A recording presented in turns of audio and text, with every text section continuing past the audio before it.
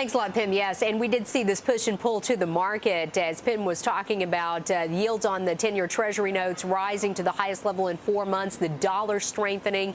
And there's a lot of concern that the Fed's near zero target for interest rates may be stoking inflation, and that was really kind of causing the push and pull to the market. The Fed, of course, speaking today after their two-day meeting and repeating their pledge to keep interest rates exceptionally low for an extended period, and said the economy is strengthening.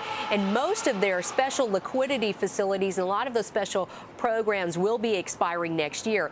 And all of that news driving a lot of the metal producers, a lot of energy companies, and some of the banks to actually to see some gains in the S&P 500, although we did see some selling.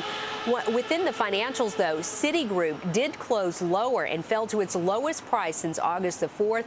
This was after the Abu Dhabi Investment Authority is trying to cancel an agreement to buy $7.5 billion of Citigroup stock at 8 times today's price, saying that the bank misled it about that investment. We did see some selling, though, on the day in utilities and healthcare.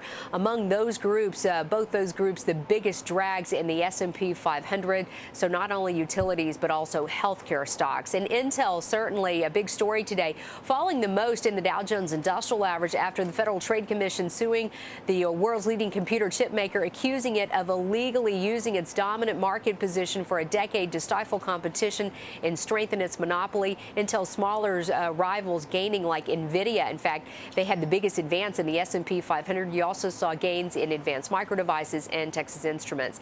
And home builders gaining after housing starts rose 8.9% in November. Also a sign that the economy is recovering. Those home builders performing well today.